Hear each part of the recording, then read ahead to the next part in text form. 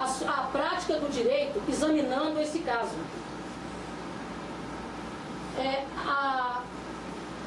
A defesa aqui gostaria de primeiro desqualificar crime. Um crime para poder, um ato do agente para poder se classificar como crime, ele tem que atender a 3 requisitos básicos: tipicidade, antijuricidade, ilicitude e culpabilidade. Ou seja, tipicidade é um ato onde o sujeito pratica uma ação incriminadora. Ilicitude ou antijuricidade é quando ele fere uma norma do Código Civil. E culpabilidade já é uma coisa mais profunda, ou seja, é uma coisa subjetiva, que diz respeito à intenção da pessoa, à intenção do indivíduo, diz respeito ao sentimento. Ele queria praticar aquele crime, é um crime que era da vontade dele, o resultado era o que ele esperava. Houve dolo.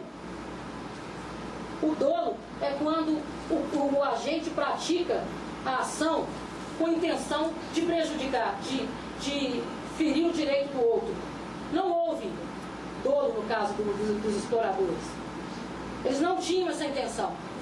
Quando eles levantaram de manhã para sair para essa expedição junto com seus amigos, tomaram banho, tomaram café, abraçaram e beijaram seus filhos e suas mulheres e saíram para encontrar seus companheiros, jamais eles imaginariam, senhores, que eles iriam voltar 32 dias depois, após ficarem presos, passarem fome, sede, frio, desespero, desamparo, ficarem descontrolados, perderem a razão e acabarem comendo o seu colega para sobreviver.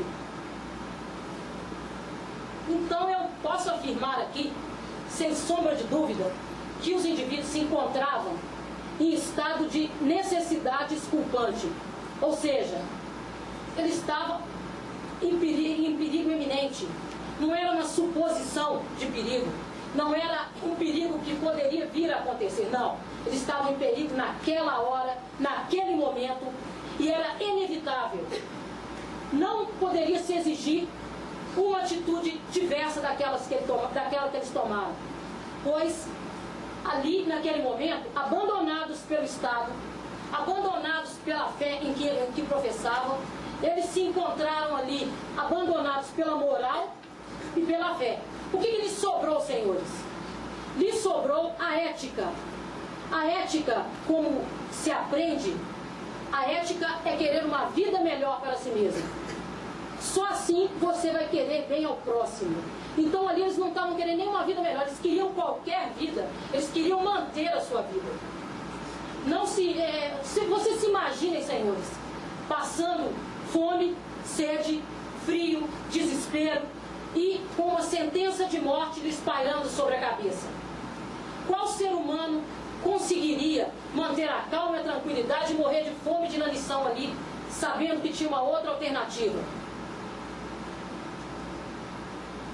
Eu lhes pergunto, coloquem-se no lugar desses homens um minuto. Quantas horas de fome vocês já passaram em suas vidas? Quantas horas de fome uma pessoa consegue passar? 36 horas sem beber nada, a pessoa vem a falecer. Imaginem só, 32 dias presos. Há de se levar em consideração também que não houve intenção nenhuma. Depois de se lançarem os dados, esses dados foram ideia do senhor Roger Whitmore. Depois do lançamento de dados, os acusados aqui presentes ficaram 3 dias se decidindo o que fazer. Na verdade, esses 3 dias eles passaram um conflito ético-moral e religioso enorme, buscando uma outra alternativa, senhores, que não fosse essa coisa tão terrível, tão horrível de tirar a vida de um amigo. Eles não estavam pensando quando vamos matar. Eles ficaram mais 3 dias, eles se arriscaram a não ter nem condições de se levantar para poder sacrificar um deles para se alimentar. Ali eles estavam sofrendo. E hoje eu poderia estar aqui olhando para o senhor Roger sentado ali, se a sorte não tivesse lhe sido tão adversa e tão ingrata e ele tivesse sido escolhido. Ele poderia estar ali e eu estaria defendendo-o agora. Porque ali não foi uma questão de detestarem ou terem brigado ou estarem contra, porque não consta dos autos nada que prove que eles se desentenderam lá dentro daquela caverna.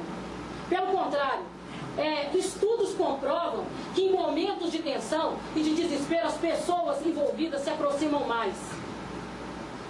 Ali, a partir da hora que começassem a morrer, o primeiro, as chances de sobrevivência seriam menores. Ninguém queria matar ninguém. Foi simplesmente uma tragédia, uma coisa inesperada. Um sacrifício foi feito, sim. Mas não foi intenção de ninguém que aquele sacrifício fosse feito.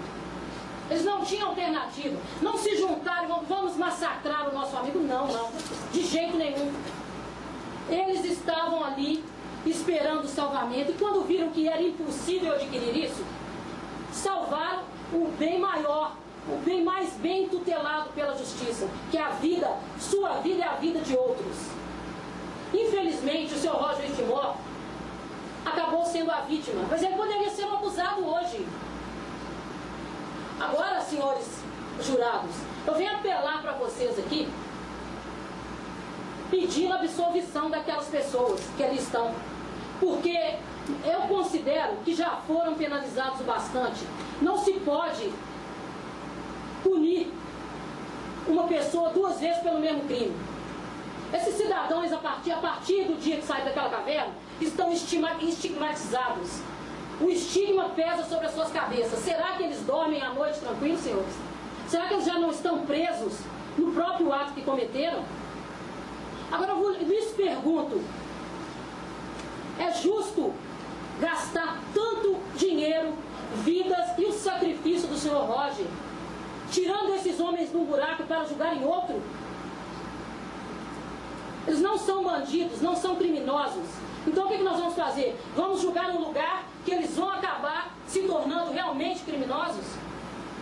Ali todos foram vítimas, não existiram culpados, não existe culpa. Ali foi uma tragédia que se abateu. As deusas mouras da mitologia grega teceram para esses homens um destino trágico. Eles tinham sim que tomar uma decisão. E essa decisão já estava passando do tempo de ser tomada. Caso contrário, não sobraria ninguém.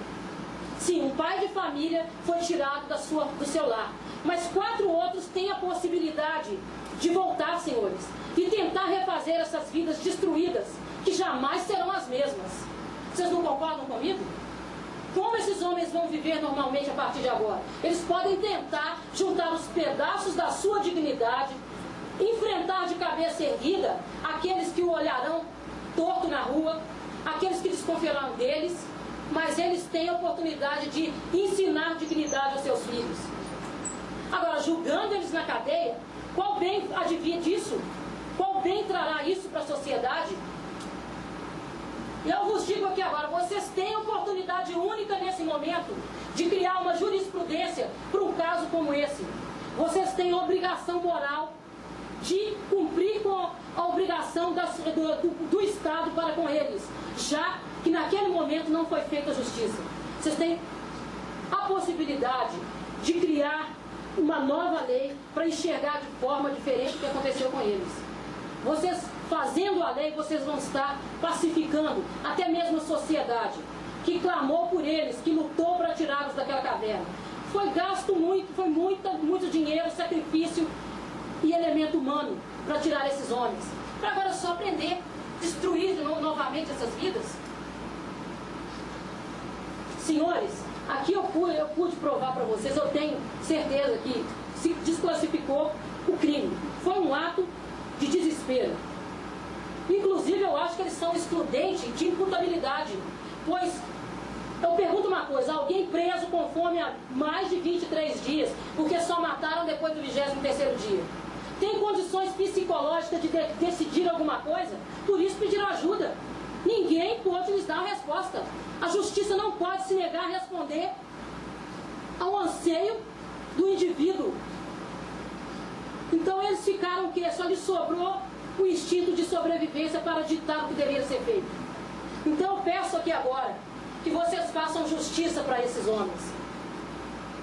Vou citar aqui uma frase grega: duralex sed lex. A lei é dura, mas é a lei.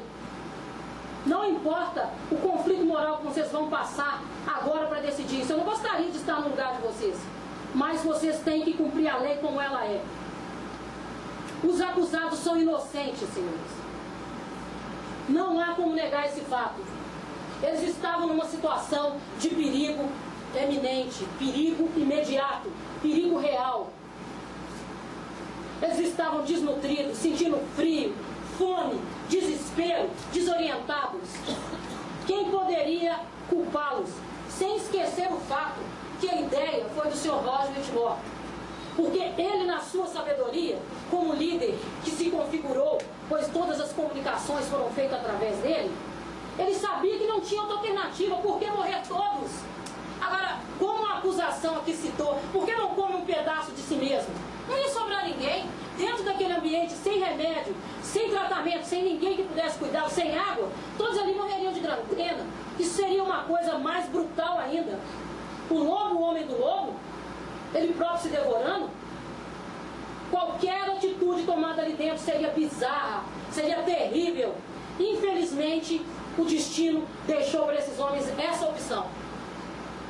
E eles defenderam o bem tutelado pelo governo, mais bem tutelado pela lei, que é a vida. Eles tinham o direito de fazer isso. E não podia se exigir uma atitude diferente deles. Então, eu peço aqui a absolvição desses homens, levando em consideração todo o sofrimento que eles passaram e que irão passar durante muitos e muitos anos. Eu peço aqui a absolvição deles. Os senhores estarão, senhores, fazendo justiça, levando a lei aonde ela deve ir. A lei deve pacificar e regular as relações humanas. Então vocês estarão cumprindo o seu dever aqui de cidadão.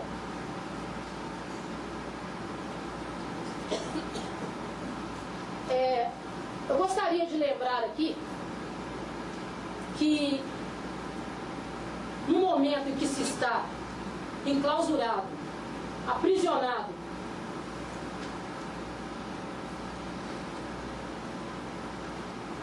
num lugar sem poder sair, não é a mesma coisa do que você está passando fome fora, ou está necessitado, ou está mendigando, porque sempre alguém vai aparecer e vai te fornecer comida. Não, eles estavam ali.